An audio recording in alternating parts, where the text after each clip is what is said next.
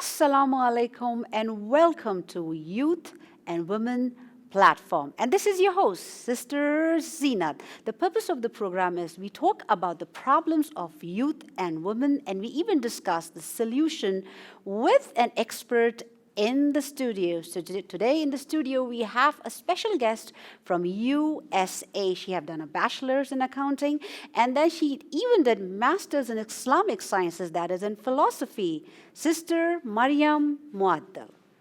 Assalamu alaikum, sister. How are you? Walaikum assalam. Alhamdulillah, I'm good. How are you? I am good. Thank you very much. And thank you so much for being a part of this show.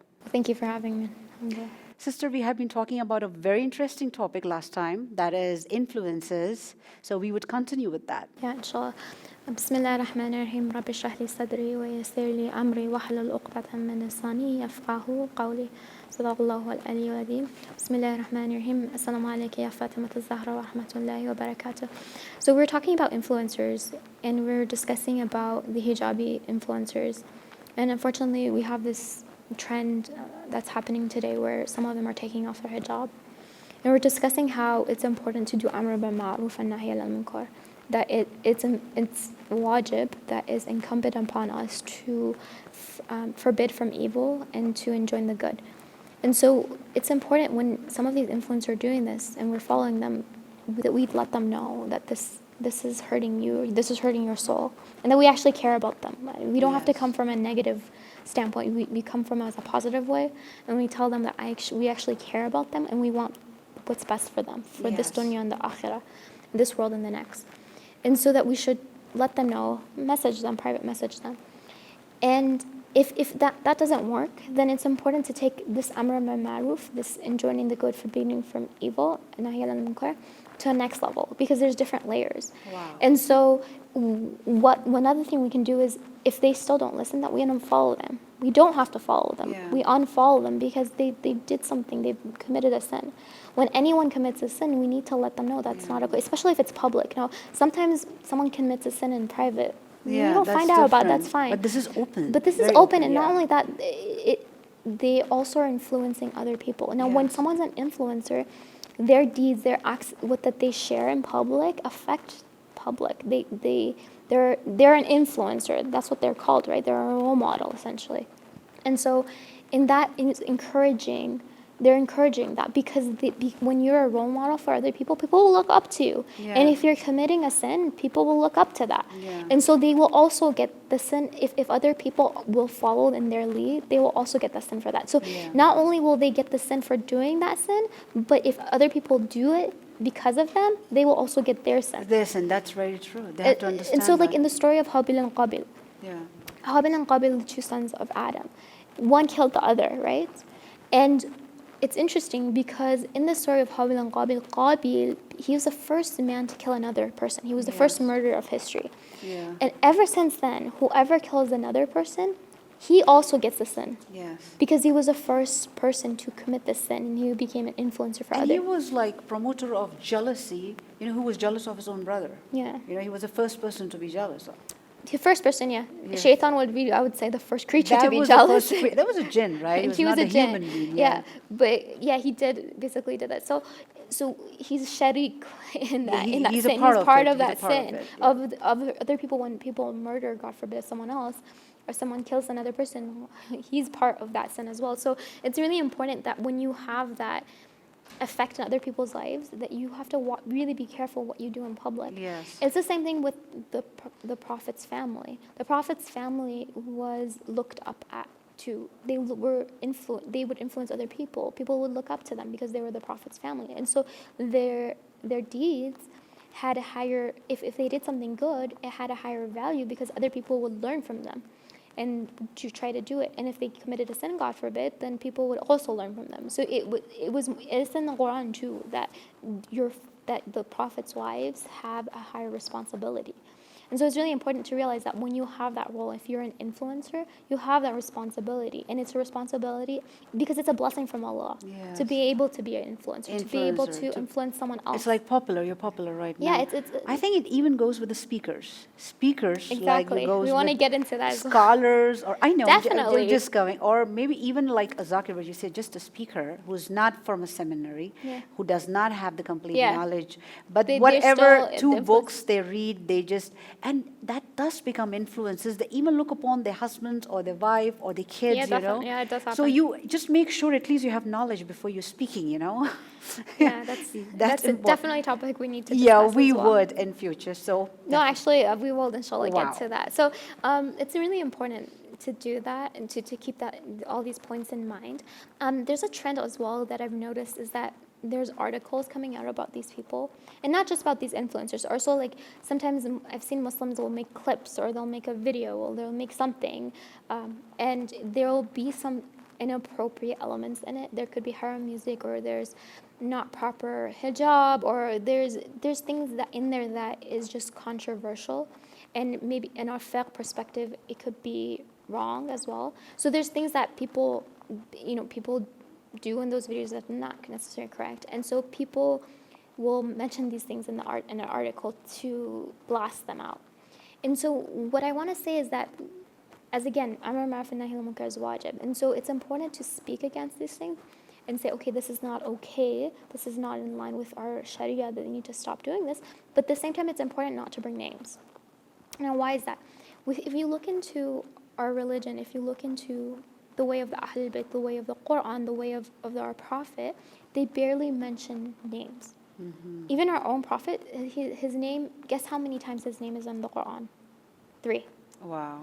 Right? So there's not that many names in the Quran. There's not. Even if we do have a few names, there's specific reasons for that. It's rare that Allah will mention a name in the Quran. And it's the same thing with the Prophet. For the Imam Ali, they barely would mention a name. And when they're talking about something, they won't mention that specific person's name. Now, why is that? Yes. One of the reasons it could be, one of the wisdoms behind is that when you mention a person's name, essentially you're giving them more attention. You're giving them negative attention, but still attention. You're giving them attention. And so essentially what happens is, in a sense, it becomes a sense of advertisement for them. And so it's an advertisement. It's a negative advertisement, but then at the same time, people will still learn about them. And it's funny because sometimes there are phenomena that I didn't even know about, or these videos I didn't know about, but through these articles I learned about.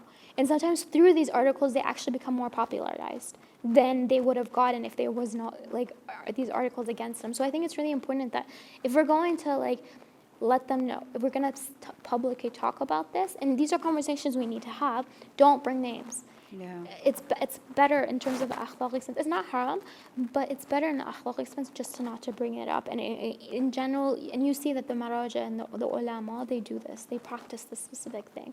And so hopefully that can help to bring the right change that we need to do in our communities and in terms of within the Muslims. Now, since you mentioned the issue of speakers and Islamic speakers, this is really important, and you think this is because this issue of Muslim speakers has a huge caliber. Now, it's important that, okay, if you're going to listen to someone, I think it's important if some of these Muslim speakers are scholars who studied in the Hawza, and some of them are seminary, and some of them are. No, between someone who's studying in the Hawza and someone who hasn't, which one makes more sense to listen to? I would always listen to someone, a scholar who studied from the seminary, Islamic seminary, and got that knowledge from a bigger grand scholar, rather than listening to someone who just read 2 books and had the desire of sitting on the pulpit and reciting. Personally, my personal experience since my childhood, that I have been listening to lady speakers, I have heard so many wrong messages, so many wrong traditions of Holy Prophet, and so many wrong things about it, that I have personally, after learning Islam, I said, I'm not going to listen to that person unless and until I'm going to ask the person, have you studied from the seminary? Because I have been getting misguided, wrong information so much myself. I was like, I don't want to listen to anyone but a scholar. Yeah. It makes more sense to listen to someone who actually studied a topic, like when they're actually some chunk of their life Because they're studying experts, it. yeah. They spent a lot of time and energy learning about Islam, and it's important to understand like Hawza in itself. When a person enters a seminary and goes to Hawza, they're not, when you first arrive in the first set of years, you're not necessarily studying Islam. You're more focusing on the tools to learn about Islam. Yes. That's what Hawza does. So it gives you Islamic, A foundation. A foundation. Yeah. So for example, Arabic grammar, sarf and nahw, Yes. aqayat, beliefs, mantiq, logic. Fiqh. Usul, fiqh, Islamic all these laws. things, these are foundational things. Yeah. Philosophy, falsafa, all these things are foundational things. And if you don't know these things and you're going into the books of hadith, you won't necessarily understand them correctly. And I've seen this myself because like I spent a lot of time before coming to the Hawza studying about Islam. I spent hours and hours just studying on my own. And now that I've been through the seminary, my understanding has completely changed. Yes. And it's because you don't have that foundation if you don't go to Hawza. So it's really important. And so as you were saying, sometimes I've seen speakers who haven't been to the Hawza and they'll say not necessarily correct things sometimes. No. And I don't mean, and a lot of times they don't mean to. They don't mean to be wrong. They don't mean to be wrong, Yeah, but they misunderstand things. yeah. Unfortunately, that happens, and I've seen it too. And when I've been going through my Hawza classes and I realized, oh wow, that person said this and that was wrong. Like my teacher just said this. Exactly. And so I see it within what I'm studying in the seminar. I was just like, oh. And even in those Hawza, as you grow, you go through the different levels, your understanding keeps getting different way. Gets higher and higher. You get better teachers as you grow along. So it makes a difference if the person studied like 2 years versus 3 years versus 4 years. And it's important to understand like just because someone says they study in the Hawza, that doesn't necessarily mean it's true. There are people out there who lie about it. Okay, Yeah. it's important to know. I've seen people who studied here for 3 years and they haven't even passed their SARF class. Yeah, this is like 3 years is very basic foundation. No, 3 years, but they didn't pass their SARF and Didn't class. even- That's the grammar. That's like the first classes you take Yeah, after like yeah. learning Farsi and all that. Basic. That's your basic class, and they didn't pass that. They didn't get even farther, but they were like, "Oh, we've been here for 3 years." 3 years. Yeah, and it's like, so just because someone says I've been here for 5 years, 10 years, whatever, make sure they've actually passed their classes and they've been through the system, because sometimes people don't even pass. And I constantly see that people will get stuck in the beginning classes, because usually with Arabic grammar, it's a little bit more tricky. You have to actually work at it to get good. And so a lot of times people won't even pass that. But then they use that cover up, oh, I was in Qom, or I was in the Hawza. Yeah. And they're like, okay, now I can do tabligh or what. So it's like important, first of all, making sure that that person... Oh, you're from the whole seminary. Come and speak. Sit on the pulpit. So it's important to actually confirm, like with people who've lived in Qom or who are around that person, or with the Hawza, that okay, this person actually graduated, did this many years, did this many studies, like making sure that person is actually studied. Yeah. That's one thing important, and actually properly Graduated, studied. yeah. And it also too is that they're also fully practicing. I've also seen people who come to the Hawza but they don't pray. Like they don't pray. Like They come to the seminary, they but come they to don't the pray. seminary. Yeah. They even have the intention to do tabligh, Of speaking out. Yeah. but they don't pray. But they don't pray. There, Okay. and I've seen it firsthand. I've seen this. Unfortunately, there is this trend, and sometimes people just come here because they want to become, I don't know, whatever reason they have, but they're not even following their basic, The basic things, the basic fiqh, the basic foundation. things that Allah tells us to do. And so it's really important that's why it's important to do research before, like if you're inviting a speaker to your community, make sure confirm that this person's A, knowledgeable, B, actually is practicing, C, their akhlaq is good, because the nature is good. the nature is good, the akhlaq is good. They're as in like sometimes I've seen people also who have studied here for several years, but then they've been kicked out from the Hawza because the way their behavior was, discipline, they just didn't have discipline. And they were kicked out from Hawza. And yet they're doing tabligh back in those. They're wearing the amama, they're wearing the whole garb. Yet they've been kicked out of the Hawza because they weren't acting in the right way. They were not disciplined. They weren't disciplined, they did unethical things. And so like if you have someone like that doing tabligh in your community, they can do more harm than good. And sometimes I've seen with these type of people, they are rude to people. They're really rude and they offend people, and it's unfortunate. Yeah, maybe they are just making money, or maybe there is some other reason behind that. We never know. But I would even like to come to a point that there are people who do not go to seminary at all, who just pick up like 2 books of, they learn something about masahibs. Something that makes you cry. People like about Bibi Sakina and all those traditions, which they eat masahib at the end of the majlis when you read Maddahi. So that's the one. They were wrong traditions that was expressed. I have heard about Bibi Fatima Zahra, Bibi Sakina, Salamullah Alaiha, totally wrong. And when I went to that person asking them, have you studied from any hawza? The person said, no. Seminary, the person Well, said, Matahin usually no. they don't study. No, at no, the not house. Madda. He just gave an example of the last tradition. Everyone have their own different ways, right? And then where did you get this from? I got it from Google. The person is a speaker, and the person is saying, okay, then the point comes, like my open thought, that to express freedom of expressions. Why did you appoint that person to sit on the pulpit, giving a lecture for so many majlis for you, for this entire thing? Because the person is giving knowledge, and there are people who are believing in that knowledge. And on the day of judgment, you will be responsible that you did not investigate before appointing her to speak from the pulpit, because what she's speaking is totally wrong.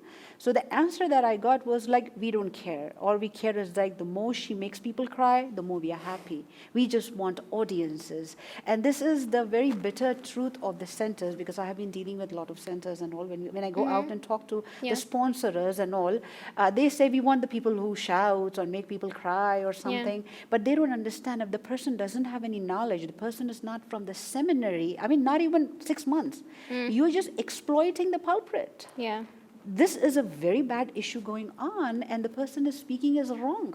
Yeah, unfortunately we have that. I mean, Shahid Mutahari, may Allah bless his soul, like he has a full book about this, where people would make up stories about the Ahlul Bayt on the day of Ashura just to make people cry, and you're lying about the story, and it's not okay. Like, just because the means don't justify the ends. Just because you want people to cry doesn't mean that you can do anything you want. You can't make up distorted hadith on the day of Ashura, right? Yeah. Of Ashura. I've read that book. Husseini, that's the yes, part. and it was so interesting. So many things. And he's so angry. Like, when you read that book, he's so angry. He's so upset. He's like, what is this? Like, why are they doing this? And you can sense the passion that he had, and the way he was so upset, and it's not okay. It's definitely not okay. When I was at the seminary and I was studying this book, I was given to do a essay on this book, read, and the teacher said you have to do it. When I was reading this book, I was so surprised. Since my childhood, I have been listening to so many hadiths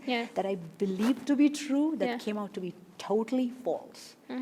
Oh my gosh. And I was like, look how many wrong things this zakir, this speaker, who do not go to the house, the audiences, who are actually listening to us, they should be very much alert on that and understand this point that if you want to, even in your house of 50 people, if you want to invite any speaker, please at least ask how many years of education you have done, who was your teacher, in which seminary. And I know every houses during Muharram and Safar, if there are so many houses, 1,000 houses has 2,000 houses. At the same time, maybe they have a majlis going on of Imam Hussain, the martyrdom, people explaining. So they are not going to get 1,000 speakers to speak. That's why they say we don't have, okay, that person can speak about at least, I don't know what making the people cry, what you say as Masahib. But if you really want to talk about Islam, appoint a scholar or at least someone who has studied from the Hawza. I mean, it's fine. Like, in these, I know in small towns, like sometimes there's just no scholar, there's no one there who studied Hawza. Like, we don't have, unfortunately, it's a huge issue right now, is that we don't have enough mubaligh. At least with speakers, men. Well, with men, it's a little bit better. With women, it's almost, we barely have any. We barely have any. And it's unfortunate, it's a problem. Like, we don't have enough women in the seminary. Especially not from the West. And unfortunately, most of the families that do come here, the wife is not studying. And unfortunately, I see, from what I've seen, is that the men don't understand there's a need for it. Yes, there is. While I remember there was this one scholar, he was if I mention his name, everyone will know who he is. And he came to our school and he said that, or Jose, and he said that the same way we need nurses, women nurses, we need women scholars. And he said that. And I remember before coming to Hawza, I would ask brothers who studied in the Hawza, like, is it wajib kifai? Like, is it wajib for women mandatory for women to come if they have the ability to? And they would say no. But then I came here, and then they were like, no, it's necessary. It's wajib. It's mandatory. It's you're mandatory saying, because of lack of women scholars in this society. It's important. Like, it's unfortunate that when we have, but sisters have to go to brothers when they have a problem. Like, even me right now, most of my teachers are men. There's not that many teachers that are females, even within the seminary itself from Iran. There's not that many female teachers. I would have to cut you over here. Okay. Thank you so much for being with us. Stay tuned, and we'll be right back after a short break.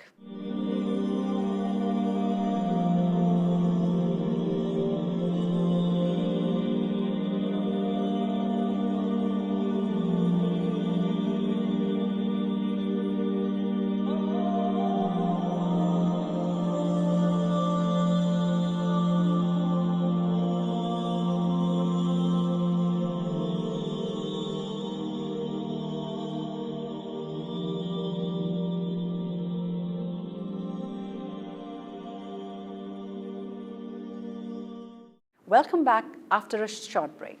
So, sister, we have been talking about the speakers, how they have to be knowledgeable before they sit on the pulpit, and how we need a lady speaker. So we encourage many lady speakers to come to the seminary, study Islam, go out in the society and speak out. Because not everyone is a speaker. Most of the people who graduate, very few are speaker, because speaking is a skill. Not everyone can speak out. You mean scholars? Yeah, no, anyone. There are thousands of scholars that are graduating out, Not everyone is a speaker. It's an art.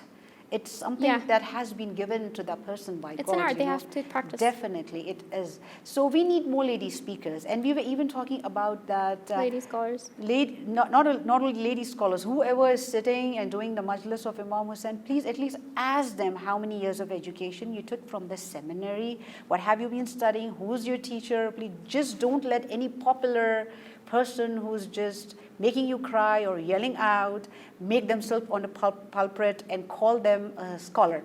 I would like to say one thing. I'm very sorry to say, but when I was in India, what do you mean by akhund? It's a Farsi word. What do you mean by akhund? In Farsi, it just means someone who wears the it means a scholar, right? Not necessarily. Sometimes when they say akhund, it has typically a negative connotation. So it just means someone with the cloak. With the cloak who's giving speeches, right? Typically. Yeah, someone.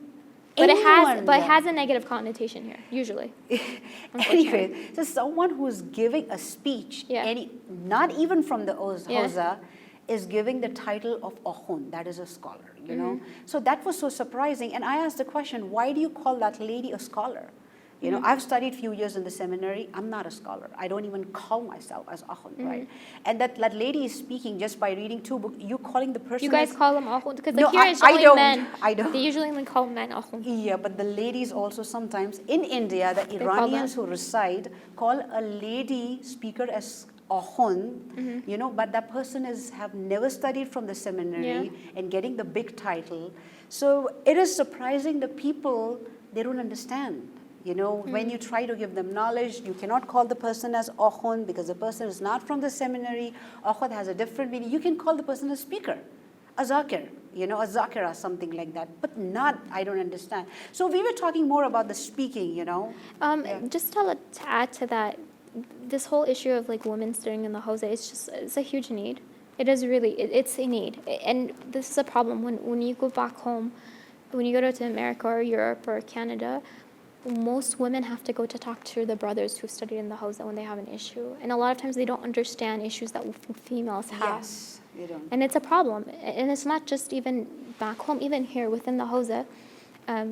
Within the Hawzas, we don't have enough female teachers. You don't have access. There's just not enough women who've studied at a higher level. Usually if women do study, they usually study for 3-4 years and that's it. Yeah. A few years, they don't get to the higher levels and we don't have women who've studied as many years as the men have. Yeah. And so obviously when you But the woman is supporting that man. They're supporting it. But at the same time, we also need females. Females need teachers as well. And it's obviously better for a female to be able to have access to a female teacher. And it's just more comfortable. You can ask anything you want, but when it's a man, it's like, okay, when you want to discuss certain things, it becomes very, very difficult.